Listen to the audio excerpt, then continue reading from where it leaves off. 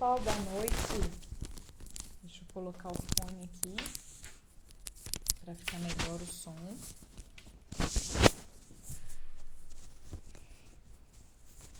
Vamos lá, ao vivo, mais difícil. O fone engarra, vira uma bagunça. Bom, pessoal, hoje eu vou receber aqui no Espaço Somari a ilustradora, quadrinista Virgínia Frois, que ela é graduada em artes pela UENG.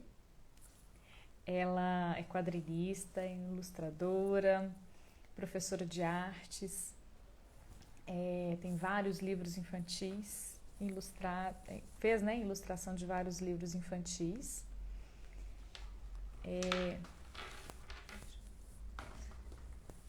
E a gente vai recebê-la aqui hoje para conversar sobre ilustração, criação e encantamento. Esperando a Virgínia entrar aqui.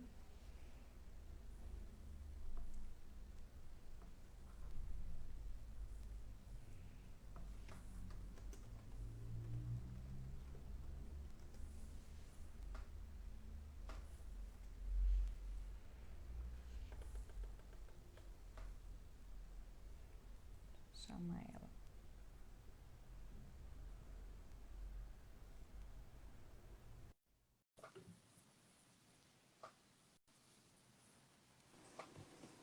Ei, Oi, Jéssica, tudo jóia? tudo jóia? Que bom te receber aqui. Muito obrigada Ai, por ter aceitado meu convite. eu que agradeço o convite. Ô, Virgínia, já tem o pessoal aqui na live já esperando. Eu queria ver se a gente já iniciava. Você podia se apresentar. O que você Claro, acha? super de boa. Eu sou Virginia Frois, eu sou formada em artes visuais e educação.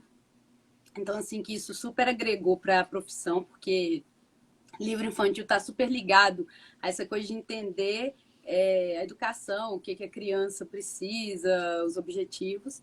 E eu sou formada em educação, já publiquei quadrinhos, já publiquei livro infantil. Eu já participei de uma exposição na Casa Fiat de Cultura, Mulheres e Quadrinhos, onde eles apresentavam mulheres que produziam quadrinhos em Belo Horizonte. E eu acho que tinha algumas do Brasil também. Nossa, é tanta coisa que eu já fiz.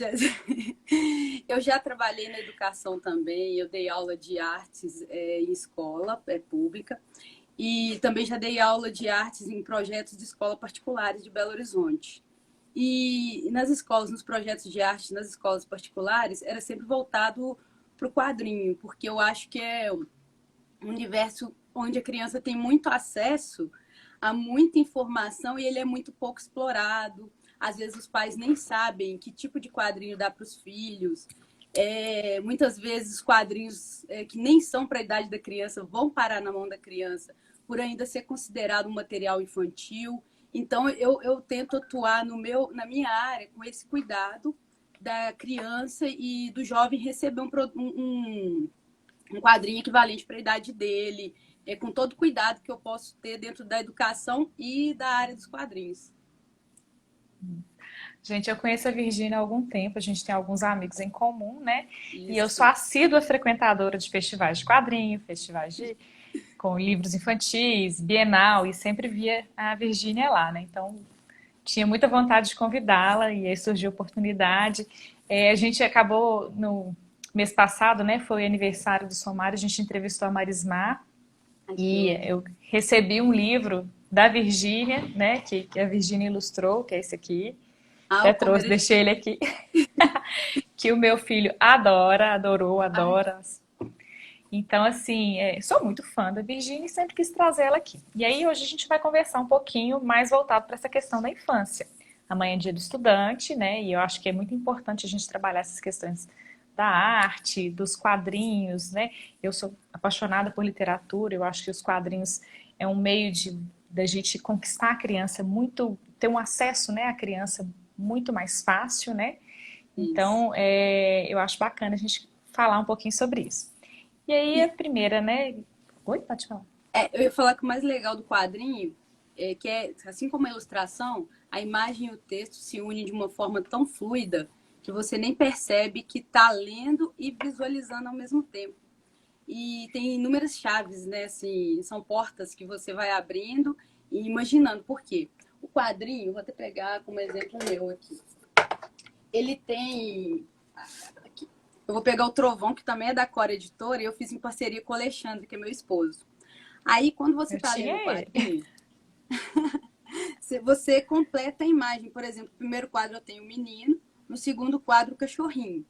Aí, nesse intermédio aqui, existe todo um universo que é o espaço onde eles estão, o momento do que está acontecendo, e esse espaço é a própria criança, aliás, o leitor, né, que faz essa conexão.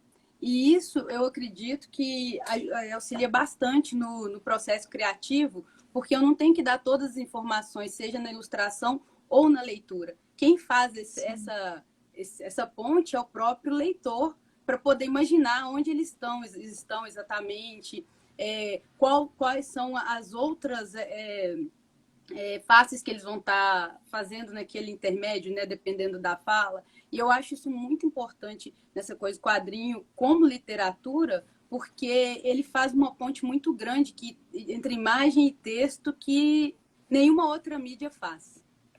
Sim, eu fui professora alfabetizadora há muito tempo e eu acho que assim, essa questão do quadrinho, ele é muito rico em figuras de Isso. linguagem, a imagem fala, né, muitas vezes. Sim. Então, a leitura de imagem que precede a leitura de palavra, a leitura de texto, é muito rico. Então, eu gosto muito de trabalhar quadrinhos. Eu acho que, assim, é um parceiro, né, dos professores nessa fase de alfabetização, em todas as fases, né, mas na fase de alfabetização, muito. É, Inclusive, e sim, não, é que essa coisa da educação, quando você falou dos professores, o meu projeto de graduação, quando eu me formei, foi até trabalhando quadrinhos na educação, porque eu percebia, quando eu ia para a sala de aula, que os professores às vezes não sabiam lidar com o quadrinho em si. Eles sabem, já foram, a maioria foi leitor de quadrinhos na infância, e aí quando o quadrinho abriu esse leque que ainda parece aqui no Brasil, principalmente, que se vê como infantil, as pessoas não sabiam muito bem lidar. Por exemplo, quando o mangá chegou ao Brasil, os adolescentes adoram mangá. E aí os professores falam assim: ah, mas o que é Naruto? Por que tá falando? Tem até um meme na internet aí que aconteceu numa live de educação que as crianças brincaram chamando um ao outro de Naruto e aí os professores não sabiam quem era, porque é um universo que acaba que o educador ele pensa que é coisa de criança, e são coisas que, se o adolescente e a criança estão vivendo, é importante a gente conhecer também. Claro que não para o professor, se eu não gosto daquela de Naruto, eu não vou ler Naruto, mas entender as diferentes idades no quadrinho, né? O professor entender o que ele está trabalhando e por que ele está trabalhando. No Japão, por exemplo, isso é super dividido. Quadrinho para criança, quadrinho para o público adulto. Tem quadrinho para gente que trabalha, que é o Salaryman. Sabe? É aqui que a gente tem isso. Quadrinho, coisa de criança. Aí chega em outros lugares, quadrinho é para eu todos acho os que assim, a gêneros. gente ainda vive uma questão, não sei se é um pouco de preconceito com quadrinhos e tudo mais, mas o Brasil também a gente não tem muito essa cultura de leitura, né? Então Isso. a gente ainda está caminhando nesse sentido. Mas eu queria que você contasse para a gente um pouquinho da arte, né? Você como arte educadora, sobre o olhar da criança. O que, que você percebe nesse sentido? Como que você A, poderia contribuir com a gente dessa maneira? a parte que eu mais gosto, eu adoro educação infantil. Eu acho que é uma porta tão importante que se as pessoas soubessem o quão importante é a educação lá no início, tomava até um certo cuidado no que você põe seu filho para ler, para jogar, para assistir, porque eu vejo que as crianças elas são muito criativas. E dependendo do tipo de influência que ela tem, ela coloca isso tudo no papel. Eu, por exemplo, como arte educadora, eu sempre incentivei a criação. Apesar de eu saber desenhar, de eu saber as técnicas de desenho na hora de ensinar, eu respeito muito esse limite da criança na criação, para também não acabar com aquela parte em que ela está se soltando e criar amarras para que ela ache que o desenho tem uma maneira certa de se fazer, né? Para o meu trabalho, eu uso muita técnica de desenho, um círculo, um triângulo, formas geométricas que me levam ao objetivo. Porém, na sala de aula, eu ensino essas coisas, mas eu me atento para que a criança entenda que aquilo não é regra.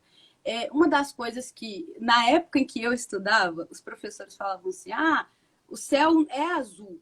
E aí a gente tinha que fazer aquela blocagem de céu azul, porque o céu é azul. E era inaceitável naquela época você não desenhar a coisa do jeito que era vista. E eu acho que a arte ela é uma coisa tão liberta, porque o ponto de vista, assim, o meu jeito de ver vai ser diferente do seu, diferente da criança, diferente de outro adulto. E nós tentamos, muitas vezes, lá no início, pegar essa criança e formatar ela de jeito que, ah, não, desenho é assim, a nuvem é assim. E eu, às vezes, por exemplo, eu não dou aula para criança, não dou aula particular, eu já dei muita aula particular de desenho mesmo, que os pais me falam assim, eu quero que ensine a técnica de desenho para o meu filho. Aí eu pergunto, qual que é a idade? Aí, é 9 anos. Infelizmente, eu não pego. Nossa, mas assim, como assim? Você não pega criança de 9 anos para ensinar técnicas de desenho, que é o círculo, o encaixe das peças? Porque se eu pegar uma criança de 9 anos e passar isso, eu vou quebrar muita coisa nela da parte criativa. Então, a partir dos 12 anos é que eu recomendaria desenho como profissão. Porque aí eu estou jogando ela, quando eu mostro essas técnicas, no universo profissional, explicando que você já teve todo o seu universo criativo.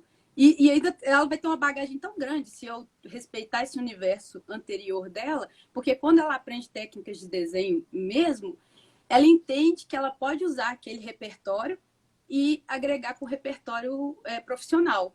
E aí eu gosto muito disso na educação, que é até uma parte que eu respeito muito quando eu vou ensinar, é esse universo infantil. Ele tem que ser. Eu posso ensinar desenho, que é o que eu faço quando eu dou oficina nas escolas, sem tirar da criança a criatividade que já tem nela. Eu quero explorar isso. Seja do pop, né? Que eles vêm muito com jogos, Fortnite, Naruto. Aí eu trago esse universo pop, jogo no universo da arte, né? Na parte de criação, de arte e educação, para ele sentir aquela influência toda e entender a ligação que aquele universo pop que ela vive e que não temos como combater como educadores, né? A gente tem que agregar, eu coloco Agregar, isso, sim. pois é, dentro do universo que eu quero ensinar, que é o da arte e educação, e ele entende que a forma pop que ele vê na TV vai super cair com isso. Até porque para eu desenhar os livros ou mesmo jogos, eu preciso desse universo pop. Então, assim, eu tento fazer com que esses universos conversem, a arte em si, mais o universo que a criança convive. Eu acho que a criança ela tem a referência de mundo dela o tempo todo e Isso. isso eu percebo muito, eu até falei numa outra live, a respeito do condicionamento que a gente viveu quando a gente era criança. Então, assim, Isso. se você vê o céu poente, né, o céu da tarde, aquele céu rosado e tudo, ele não quer dizer que o céu é sempre azul, né, o bloco azul que a gente faz. E hoje a gente vai, né, eu vou dar formação em escolas, né, eu dou muita formação para professor. E a gente vê que quando a gente solicita aos professores para fazer um desenho, eles estão tão condicionados que eles fazem o desenho praticamente igual a todo mundo. Então, assim, Exatamente. é, é, é um padrão. É um padrão. A gente viveu sobre um padrão e que hoje a gente percebe a criança enquanto um indivíduo único de direitos, de valor, né, de Isso. experiências, e que hoje a gente já percebe a criança dessa maneira. Então, ela já tem voz e vez, né, e a gente considera ela como um ser criativo, crítico e tudo mais. Mas a gente não viveu isso, né? Não. Então, A gente veio de uma educação tradicional, né? Onde que faço o que eu estou mandando e não tem e é isso aí. questionamentos. Inclusive, muitas vezes, quando eu vou dar oficina, eu peço às crianças, às vezes, para sentar no chão. A gente tira todas as cadeiras, assim, mesa, todo mundo sentado no chão. E eles super estranham, né? Nossa, professora, você está me mandando sentar no chão, porque eles querem estar um pouco condicionados, e quando você tira esse condicionamento para eles sentir, esse momento eu quero que eles sintam mesmo onde eles estão. O chão é frio, né? Aquela. Eu não sei o nome daquela coisa que eles Cerâmica.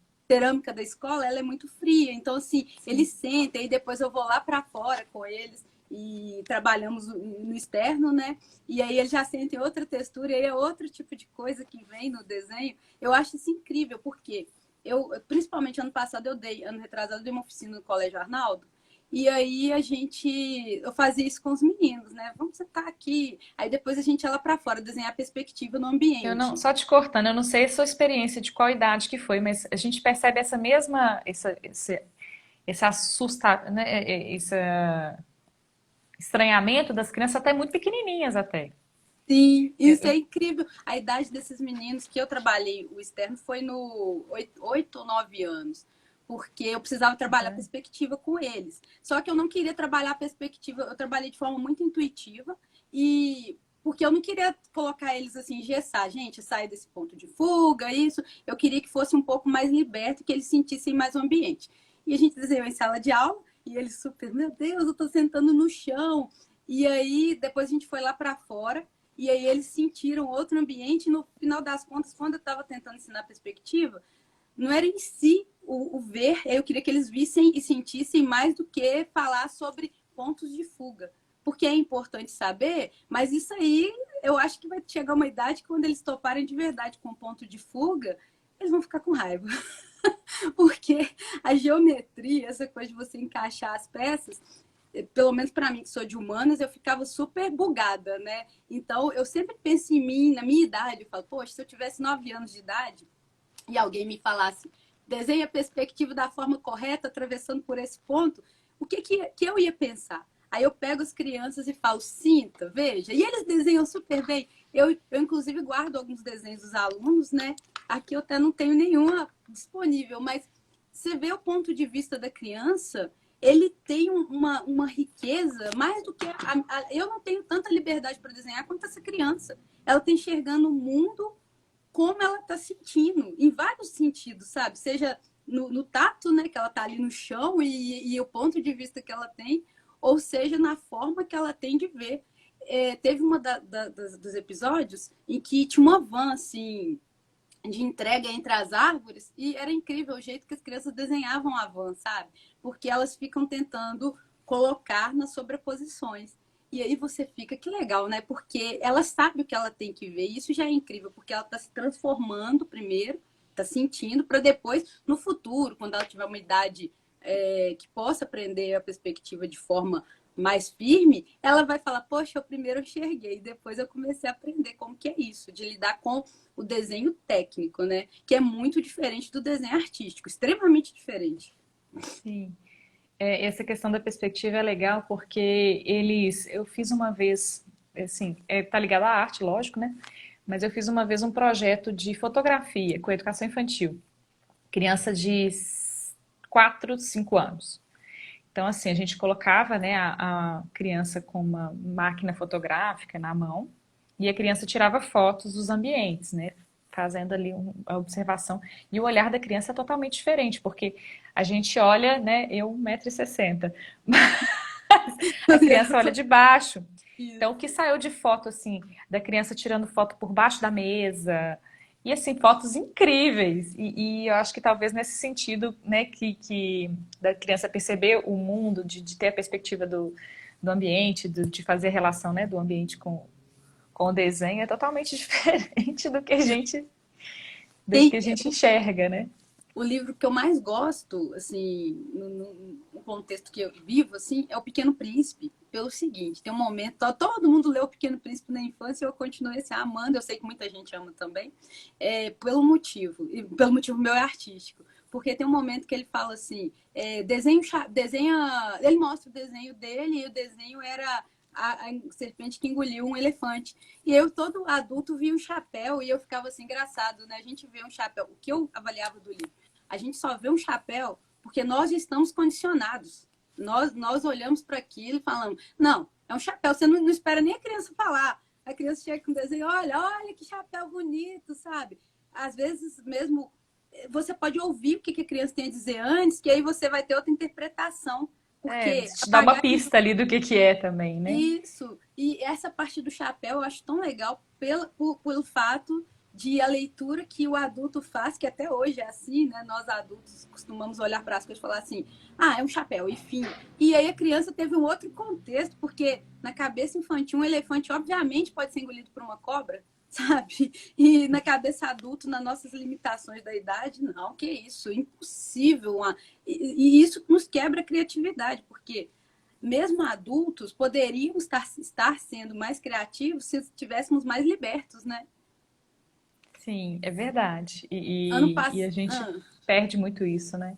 Perde. Eu dei uma oficina na Casa Fiat de Cultura nessa época que teve as exposições. Eu fui convidada a dar uma oficina, um mês, se eu não me engano, um mês, 2 meses de oficina lá direto.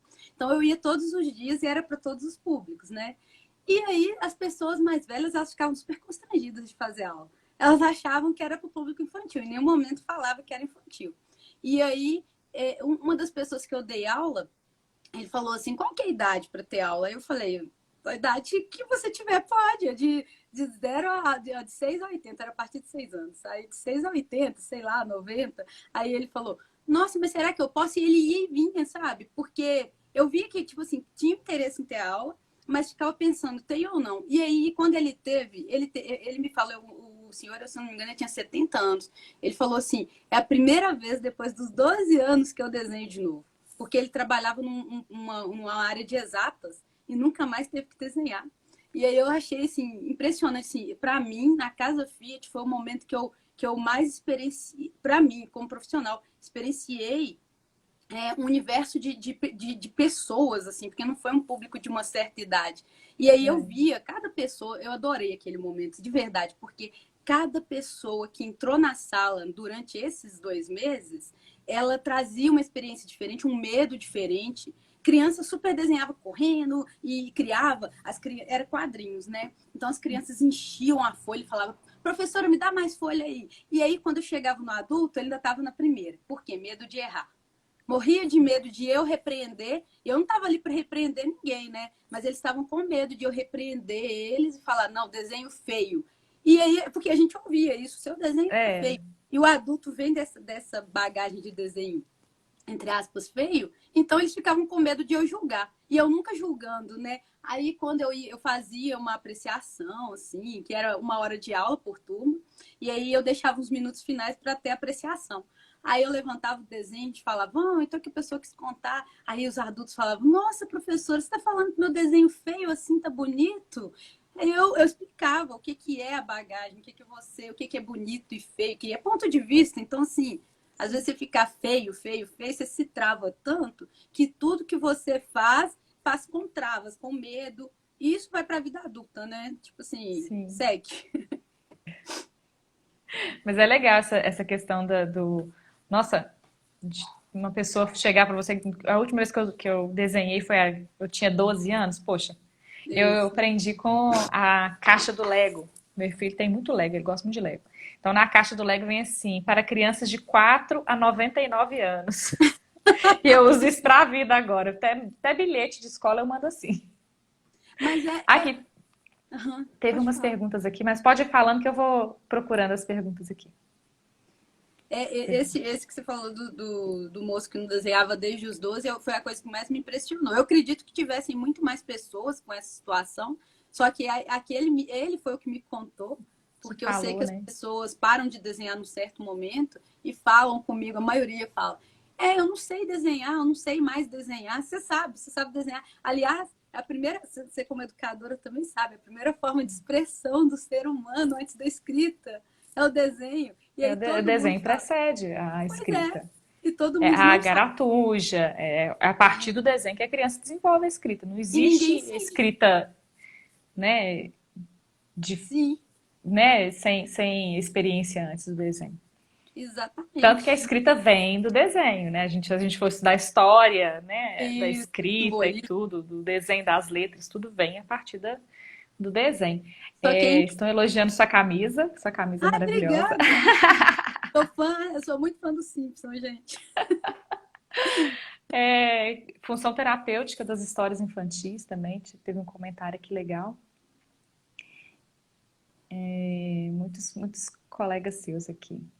A Ai, ilustração como instrumento, né, de comunicação de diferentes públicos. Muitos elogios. Ah, aqui, ó. Na produção individual de um HQ com as turmas do primeiro ano, 5, 6 anos, como iniciar uma atividade de produção? Ou seja, o que fazer primeiro, desenho ou texto? Dentro de um, né, dentro da perspectiva do primeiro ano. Acho que talvez em todas as idades, né? A gente iniciaria o HQ, não sei se é isso que eu entendi. uhum. A partir do desenho ou a partir do texto?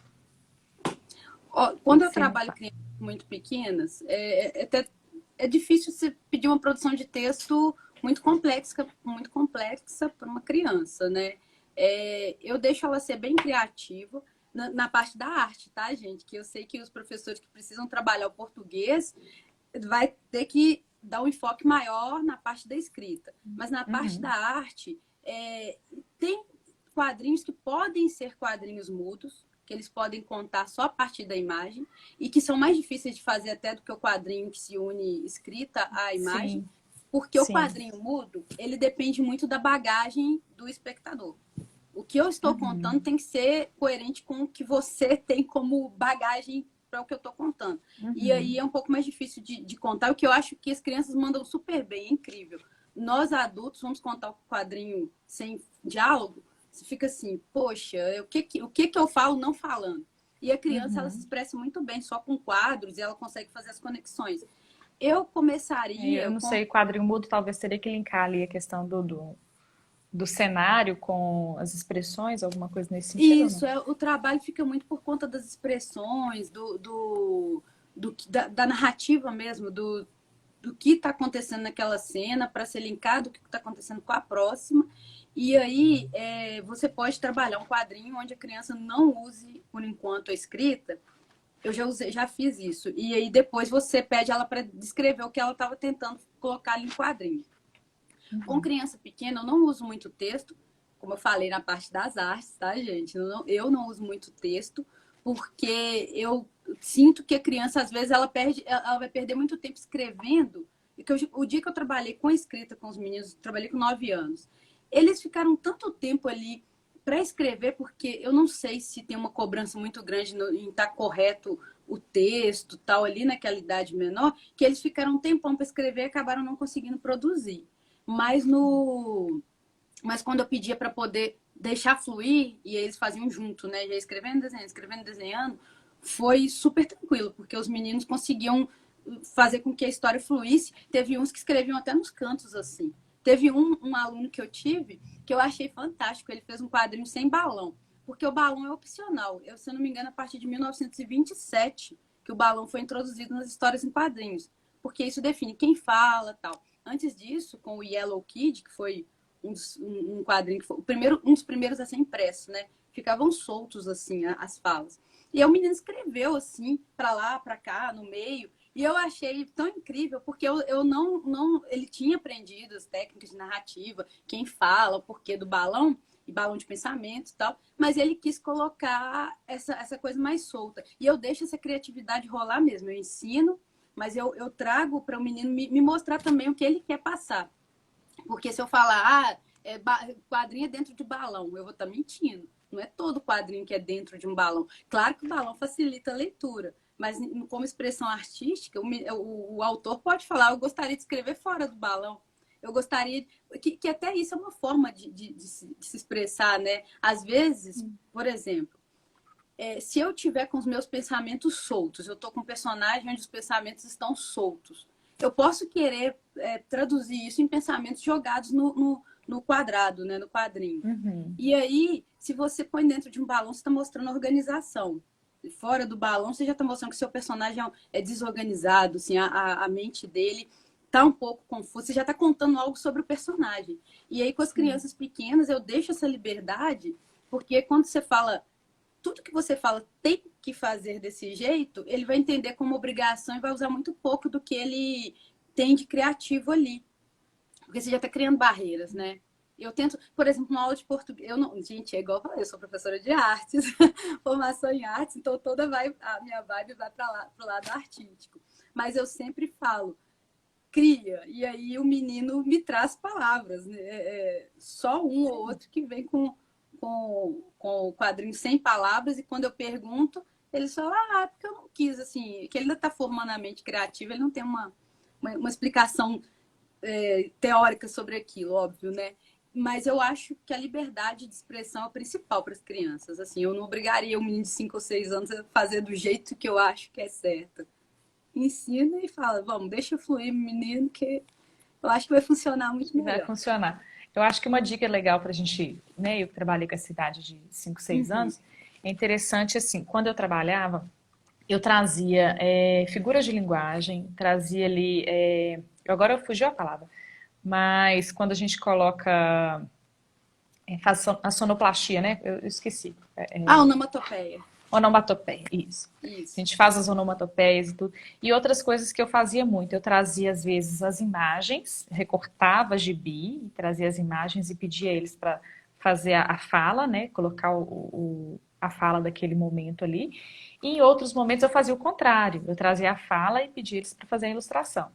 E ali eles iam desenvolvendo estratégias e iam tendo contato com aquilo ali, que alguns ainda não tinham tido a oportunidade de ter contato, né, com Uhum. esse gênero textual, né? E ali a gente ia construindo tudo isso. Mas aí vai muito da devolutiva que a turma te dá e tudo, né? É... Aí tem um comentário aqui legal uma dica, né, de sugestão de série que chama It's Okay, Not to Be Okay, da Netflix. É uma história de uma escritora de livros infantis. Tem ilustrações e animações lindas, além de histórias sobre saúde mental. Aí é da nossa psicóloga aqui do Espaço Salmari. Propostas, né, de artes que podem ser transdisciplinar. Eu sempre gostei de fazer muita parceria com outros professores, né? Eu trabalhava em escolas particulares, escolas públicas também.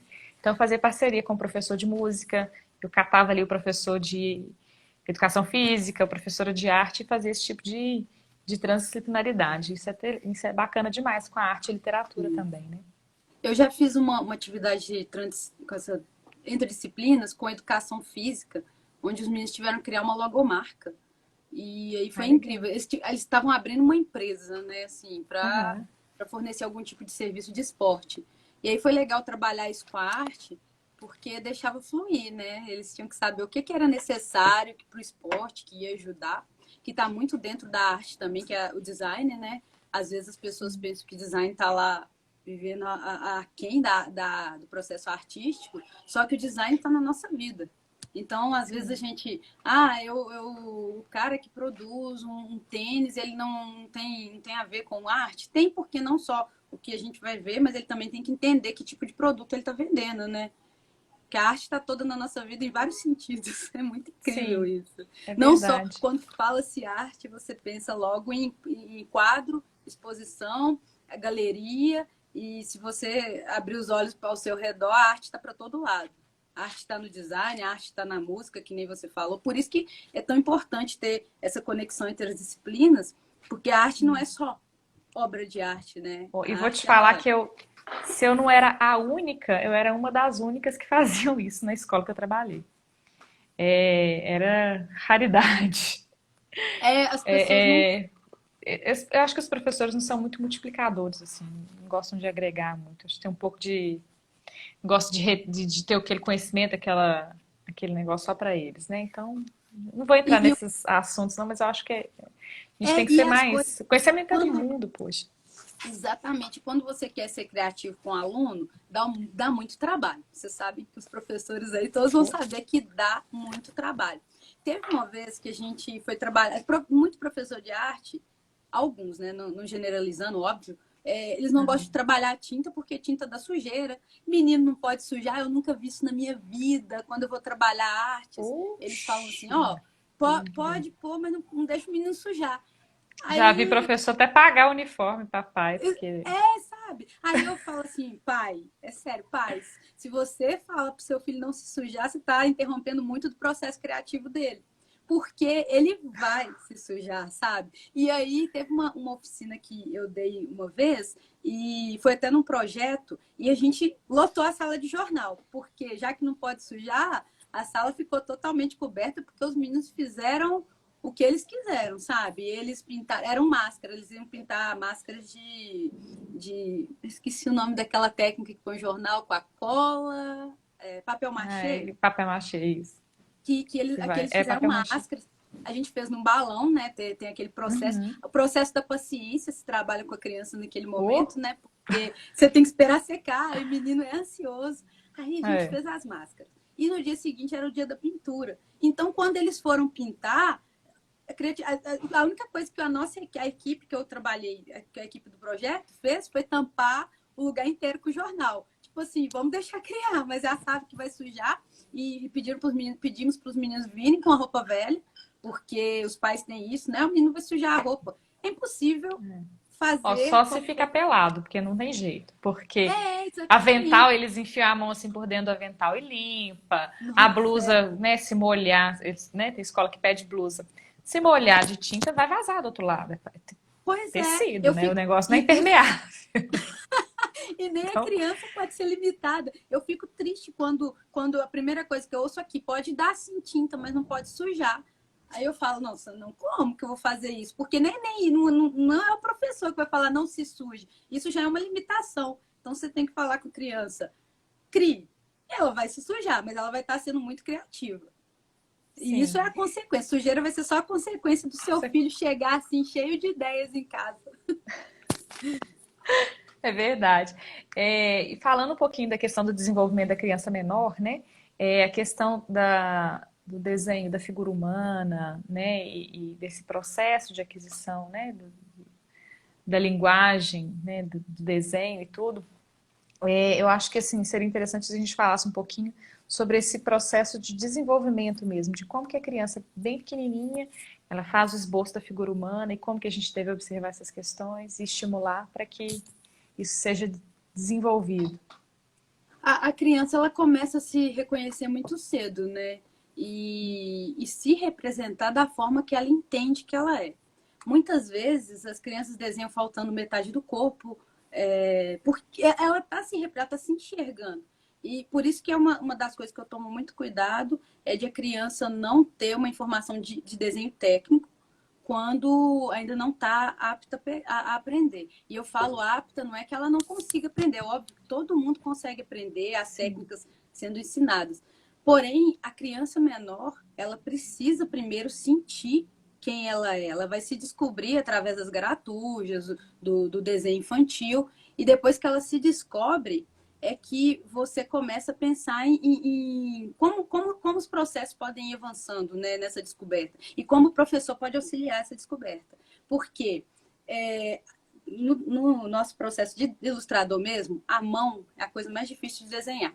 E aí eu acho muito legal que a criança, quando vai desenhar a mão, ela coloca uma coisa aberta e um monte de palitinho, né, já nas pontas. E isso já é o processo do desenho da mão em si, quando você vai criar o desenho no futuro, desenho técnico para trabalho. E isso é ela sentindo o que ela está vendo, né? É muito de o que é muito. Eu vejo que tem 5 palitos assim saindo daquela bolota, e aí você fala, nossa, tá errado. Não tá, na verdade, tá muito certo. Então, se você deixa a criança menor sentir muito do que ela é, né, o corpo, quem ela é, como ela consegue se representar, eu acho que depois, quando você for avançar nos processos técnicos de desenho, ela vai saber muito mais como que chega nesses processos do que se você interromper aquilo e falar, não, o corpo não é assim, porque ela está se conhecendo. Algumas partes vão estar faltando porque ela ainda está tentando se entender.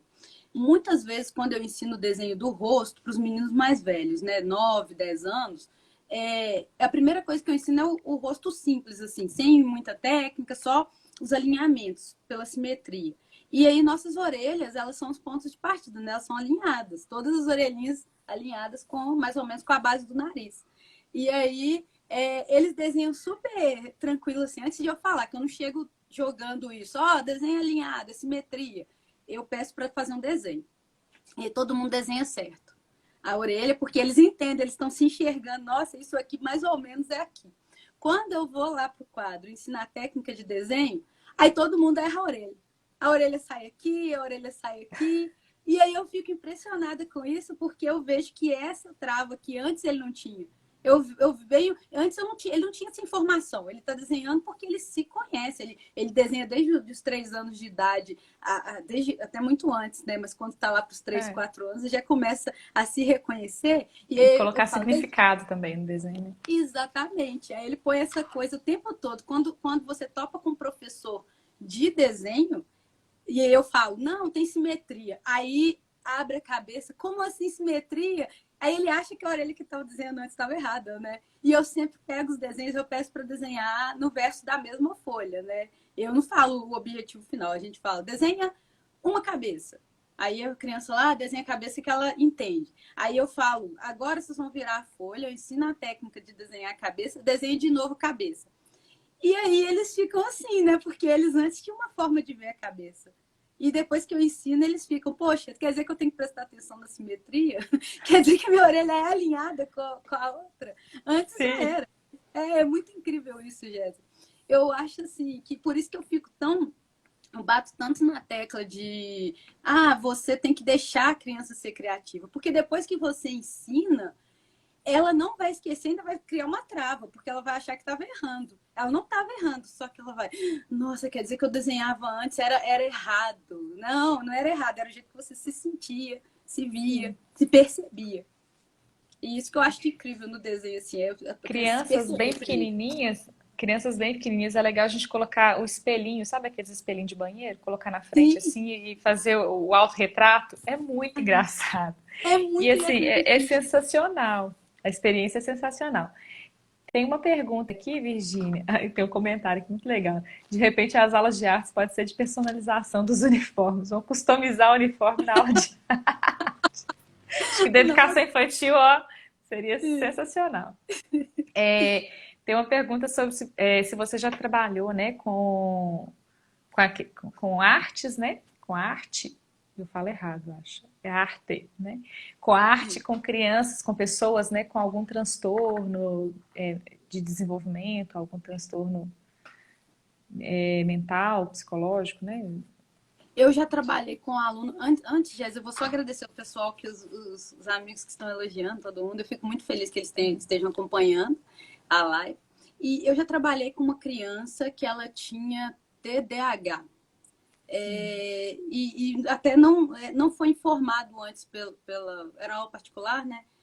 Não tinha sido tão claro assim que ela tinha esse transtorno. E assim, eu tive que trabalhar muitas técnicas porque a atenção dele não ficava tão focada no desenho e tal. Eu acho que quando a criança tem algum tipo de transtorno, eu acho que inclusive os pais têm que estar informando o educador para poder ter um trabalho diferenciado ali. E eu falo, não é diferenciado dos outros alunos, mas que a gente consiga alcançar melhor o objetivo com aquelas crianças, né? Porque eu nunca tive experiência com alunos com outros tipos de coisa, mas o TDAH eu lembro que o menino não ficava sentado. E aí eu tive muita dificuldade porque a arte, ela tende. Era ensino de desenho. O rapazinho, o menino tinha 12 anos, se eu não me engano, 11 ou 12. E aí ele já era grandinho, então eu não podia pôr ele sentado no chão que nem criança pequena, né? Eu tinha os Ele mesmo adolescentes. ia, ele Isso, os mesmo ia, adolescentes, vocês sabem, né? Eles já estão tomando conta de si, assim, numa certa idade, você tem que explicar o porquê de tudo. Então você não pode falar, faz o desenho ali, faz aqui. Aí eu acho que como educador, e assim, por isso que é uma das profissões que eu mais admiro, ever, porque o educador ele tem que ter uma paciência para entender cada aluno, cada particularidade, não só do aluno com algum tipo de transtorno, mas o aluno em geral já é, por si só, tem sua particularidade, que às vezes nem é respeitada, né? Porque a gente fica com uma sobrecarga de alunos, e aí quando é particular, que é esse caso que eu estou contando, você tem um direcionamento, né? Você fala, nossa, sim, eu vou. Você teve a primeira aquela experiência, eu nunca tinha tido experiência assim, só que aí na primeira aula eu senti que ele estava agitado e tal, e aí eu peguei e falei, eu tenho que criar para a próxima técnicas que eu consiga usar com ele. E aí eu fui colocando muitas atividades em que ele ficava focado naquilo, em terminar. E era muita determinação, era incrível como ele era determinado fazer as atividades todas e terminar. Então, eu percebi isso. Aí você tem que ir analisando. Eu fui analisando, falei, poxa, eu vou usar dessa determinação dele, porque ele produzia muito e muito rápido. E aí eu não conseguia trazer esse foco do desenho técnico. E aí ele conseguiu pegar bastante coisa. Foi assim, eu passava as coisas, entendia esse processo dele, que o foco dele era diferente do foco geral das crianças que eu tinha dado aula, e aí eu tentei entender o aluno. E eu acho que é importante, quando você está trabalhando os alunos em si, é importante para o educador entender quem é aquela persona, né? Aquele ser que está ali, que não é único, e você às vezes trata como um pacote, né? Em todos os alunos a gente costuma tratar como um Coloca todo mundo pacotão. na caixinha ali, né? 30 alunos na sala, tá todo mundo tem que Só que eu só andar, tive uma. tem que chegar no mesmo lugar. Chegar Exatamente, no eu só mesmo tive uma lugar no final do experiência. ano. Eu só tive essa Mas, experiência, então não consigo nem contar tanto sobre como aham. é lidar, porque uma experiência não tem como, né, você falar, olha, eu Às sei. vezes você teve, mas assim, eram crianças atípicas, mas que era sutil, né? A questão às vezes era um distúrbio ou algum transtorno mais sutil. E a gente, aqui no Somari, a gente tem parceria com um grupo de mães, né? Um grupo de famílias de Uhum. autistas. E lá eles fazem exposições de desenhos das crianças autistas. E é assim, é sensacional, tem muita coisa muito bacana. E o quadrinho é uma das coisas que mais aparecem. Eles têm muito essa questão. Alguns têm os hiperfocos, né? Que Uhum. aparecem no desenho, né? Por exemplo, a, a criança ou adolescente que tem o hiperfoco no foguete, ele vai desenhar sempre o mesmo, fazer sempre aquele mesmo desenho, né? Aquele mesmo traçado e tudo. Mas existem muitos que fazem, né? Outros desenhos, então, Homens-Aranhas, a gente vê vários, e é assim, um negócio profissional. A gente E fica eu fiz, tem um livro que eu fiz, com inclusive, para a inveja. editora, que ele falava sobre o autismo, né? Esse aqui, ó. A Onda Azul, eu ilustrei para a Cora Editora e contava sobre o autismo. Antes de que todos os livros que eu ilustro eu faço com muito carinho, lendo. Antes de fazer esse livro, eu não entendia tanto assim do autismo em si, porque a gente, igual você falou do hiperfoco, da criança, ou mesmo o adulto, que ele tem as suas particularidades, né?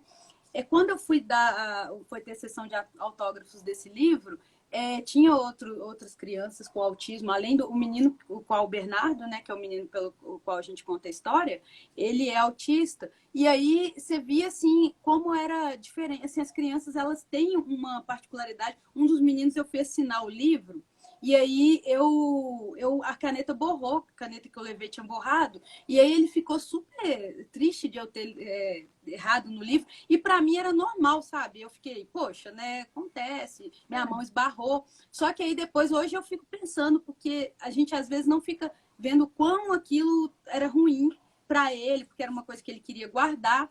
E aí esse livro aqui me ajudou muito a entender melhor o espectro, né?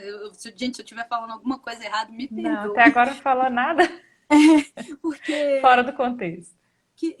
ele, quando eu fui fazer isso, eu tentei entender melhor isso tudo, porque às vezes a gente ignora, não só como educador, mas como ser humano, ignora as outras pessoas. Gente, a minha gata passando, ó, no meio da live, É quer participar. ela quer participar, apareceu aqui. Mas eu fico pensando como ser humano, de a gente começar a pensar melhor nas pessoas que têm algum transtorno, algum espectro que seja, entender melhor as pessoas e não ter essa falta de paciência que costuma ter, porque não sabe muito bem por que está lidando, o que, que a pessoa está passando, quem é aquela pessoa, né? Que uma vez eu li que uma criança autista, uma menina autista, escreveu um livro e ela falou que até a gota d'água que pingava da torneira incomodava ela. Ela falou assim, eu escutava muito, muito bem a gota d'água. E foi, inclusive, eu li na época, esse livro eu li na época que eu estava ilustrando aquele ali, porque eu queria realmente entender, né? Como ilustrador, você tem que entender o que que você está ilustrando. Às vezes não é simplesmente chegar e desenhar como as pessoas pensam, mas é um processo de pesquisa mesmo, de você saber o Sim. que que você está desenhando, para quem você está desenhando, por que você está desenhando.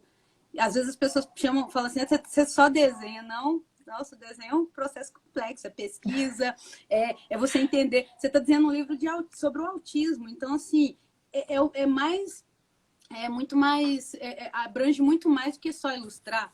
Você está contando história para as pessoas começarem a pensar sobre alguma coisa. Então, assim, isso eu comecei a É uma pensar mesmo. responsabilidade muito grande, né?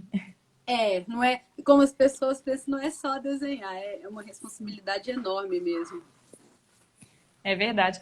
E essa questão, assim, né, a gente não. São tantos transtornos, são tantos tipos de pessoas diferentes que a gente, assim, a gente não é obrigada a conhecer todos os tipos, né, Isso. de pessoas, mas a gente vai trabalhando com a gente mesmo ali, um jeito de acolher todo mundo de uma maneira mais global, né, que todo mundo se sinta, que você, né, contemple talvez o atendimento de todo mundo. E que Mas as pessoas realmente a se gente sintam não consegue, inseridas. a gente não sabe de tudo. Não, é impossível. E eu acho assim, é Te importante a aprende, gente saber. aprende e morre burro. Não, eu acho que nós vamos sair da Terra sem saber tudo que precisa saber. Mas é importante, pelo menos, ter paciência com que as pessoas se sintam inseridas nesse universo, né? Já que podemos trazer, principalmente a minha profissão como ilustradora, eu tento o tempo todo fazer com que a pessoa se sinta parte desses universos, né? Às vezes, eu não estou só contando uma história, eu quero que a pessoa sinta essa história a fundo, que ela saiba que teve um carinho por trás daquele livro e que o processo ele é para você de imersão mesmo, um processo de imersão. Você sentir e se transportar para aquele momento uns minutinhos e depois volta para a vida normal, né? Depois a gente volta para essa correria do dia a dia. Sim. É, o nosso tempo tá meio que chegando, mas aí a gente vai se Nossa, orientando. Vai estar tão bom, né? nossa, Foi adoro bate. tranquilo, foi divertido. É, me conta assim, o que que você, como ilustradora, como artista, o que que você acha imprescindível na formação do desenho? Na formação Agora, como profissão, né? Saindo da parte da da educação, parte falar como agora a parte que o bicho pega. da Virgínia Para artista. a Virgínia é artista. Como profissional, eu vou falar que muitas pessoas acham que desenhar é só, só rabiscar, só fazer um desenho. Preciso estudar muito, de verdade. Às vezes você vai começar a estudar hoje e falar, opa, amanhã eu já estou ilustrando um livro. Não vai ser assim, porque você tem que entender técnicas, entender sobre a ilustração infantil, o processo de se alcançar a criança, no caso do livro infantil, né? O processo de se alcançar a criança, como aquela imagem conversa com a criança. Na ilustração infantil, o texto ele tem que estar desculpa, a imagem ela tem que completar o texto. Então, assim, não pode ser literal no desenho. É imprescindível que o ilustrador ele tenha essa mente que saia um pouco do que você está lendo e mostre para o leitor um complemento daquela leitura. Não faria sentido nenhum se você ilustra o que você está lendo, né? Porque se eu falo a palavra abacaxi, aí todo mundo sabe o que é um abacaxi porque está na nossa bagagem de experiência. E aí eu vou estar falando a palavra abacaxi, eu só desenho um abacaxi, eu não estou fazendo nada, eu não estou agregando nada. Mas se você pega um texto e está falando todo um contexto, o ilustrador ele tem que pegar aquele texto, extrair do texto a parte importante e trazer para a ilustração a parte que você sente que o leitor vai experienciar um momento, né? Ele vai ler e vai falar, nossa, essa ilustração aqui completou o que eu acabei de ler. E não só eu li e falei, ó, um abacaxi. Um abacaxi.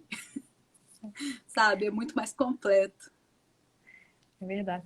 Muita gente está pedindo outras lives, para a gente fazer outras lives. Uma live com uma oficina de desenho. Gente, a Virgínia, ela trabalha em estúdios, né, de desenhos e Isso. tudo. Eu atualmente eu trabalho para o Overlip Studio e a gente faz ilustrações infantis, né, livros infantis. Inclusive, o último projeto que foi trabalhado dentro do Overlip foi a Supermassa. A gente refez Eu vi a. lá, é Você viu sensacional. isso? Pois Eu vi. é, teve os livros, teve muito livro que foi feito de massinha para completar a experiência da criança com a supermassa, né? E eu tô até aqui com uma das massinhas que as meninas modelaram, foi a Cris que modelou, e fazia-se o seguinte, eu fazia o projeto de como ia ficar, e às vezes a Cris modelava o Ah, que boneco, legal. modelado mesmo, com a massinha da supermassa. E aí a gente tratava depois os processos, pensava nas imagens dos livros. Ah, é legal E, demais, né? sabe, a Olha, gente processa a coisa e a até da supermação é um experiência. sucesso nas crianças. Pois é, e a criança tem uma experiência a mais, a leitura, né? E ainda consegue sentir um pouco o que ela pode fazer, né? O mundo de imaginação que a massinha traz, e não só aquela coisa de a modelagem de antigamente, né? Que a gente pegava a massa e saía só apertando, misturava uma com a outra até É. ficar marrom, porque Sim, tudo chegava no marrom. é, a mistura de todas as cores não é preto, gente, é marrom. É, chegava, nossa, mistura. Pasmem, mas não. Aí teve É, esse e livro e foi muito legal isso, a experiência da supermassa. No Verlip, né? imagina, A gente fez com o Verlip é, Studio. tem um pedido aqui de uma oficina de desenho. Pois é, a gente até pensou, né, Virginia, em fazer algumas Foi. coisas aqui para mostrar, mas o Instagram ainda não permite compartilhar a A tela e tal. tela. Limita um pouco o nosso espaço, né? Nossa, se compartilhar essa tela, a gente já está tendo aqui uma super aula para o pessoal entender qual que é o processo. Que é como eu estava falando, é muito de estudo. Para quem quer ser ilustrador de livros, profissional, precisa realmente estudar. Não é só desenhar, não é tão simples. É como toda profissão, né? O engenheiro, ele não constrói nada se não tiver tido uma base antes. O professor, né, o psicólogo, todos temos que ter uma base para poder construir algo. E o ilustrador também, tem que são muitos anos de Tem estudo, que ter alguma inclusive referência também. até hoje eu faço curso. Eu faço o curso na Skill Tree, que é uma escola de artes online, e, e tipo assim, é sempre um aprendizado, porque como você falou, Gésia, a gente não sabe tudo. E você traz um pouco da sua experiência, mas quando você olha para frente, é tanta gente sabendo tanta coisa a mais, que a minha vontade é que eu vivesse até os 200 anos para aprender tudo. Eu queria estar aí, tipo assim, agora me ensine mais, que não dá Vou tempo. ficar para semente, eu vou É, querer. como eu sei da limitação do corpo, que eu tenho pouco tempo, aí eu tento o máximo possível aproveitar isso, entendendo esse mundo à minha volta, né? Porque nós, seres humanos, estamos o tempo todo em processo de aprendizado. É verdade. Tem uma perguntinha aqui, vamos finalizar com ela. Uhum. E aí eu já deixo o meu agradecimento, né, pela sua disponibilidade de vir, de participar comigo aqui nesse momento. Eu já estou com vontade de desenhar, porque já vem, na minha cabeça já vem um monte de ideia, né? Então, só para a gente no o Instagram não cortar a gente no meio, Uhum. tem uma pergunta assim, sobre se todos os desenhos e as cores têm um significado positivo ou negativo na vida infantil. Se tudo que ela faz, que ela desenha, que ela esboça, se expressa algum significado para ela, positivo ou negativo. Toda cor tem significado, né? Ela tem o seu significado através da bagagem que a gente carrega, que às vezes você consegue usar, inclusive no design, ou mesmo na ilustração infantil, que é o que eu trabalho, que você sabe por que está empregando aquela cor. Nós, Sim. profissionais. E aí a criança, ela também tem o seu significado para tudo que ela está utilizando. Eu acho, por isso que eu falei né, no início, de nunca bloquear o processo criativo de criança nenhuma. Por exemplo, eu já lidei com um aluno pequeno que só usava giz preto. Eu não sei explicar o porquê do giz preto, que aí. Muita gente se apega muito a isso, né? Isso. Essa questão da criança desenhar muito com giz preto, ou desenhar só de vermelho e tudo mais.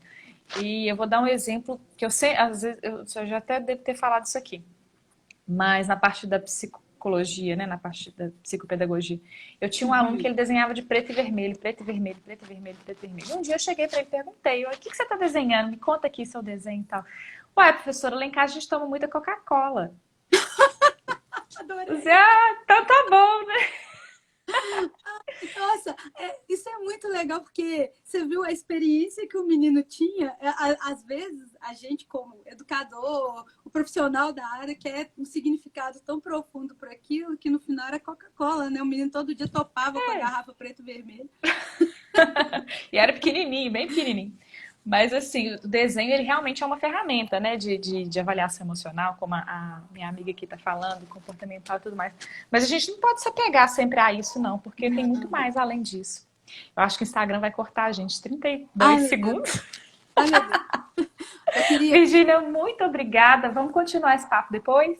Tá, vamos Vamos sim. Eu combinar? queria agradecer o pessoal que me seguiu. Eu vi muitos amigos aí. Eu agradeço muito o pessoal estar aí acompanhando também. E eu fico muito feliz pelo nosso bate-papo, que eu adoro falar sobre educação, gente. É uma coisa que eu sou apaixonada. Educação, ilustração e quadrinhos. Virgínia, muito, muito, muito, muito obrigada. Volte sempre. Eu que agradeço. Pessoal,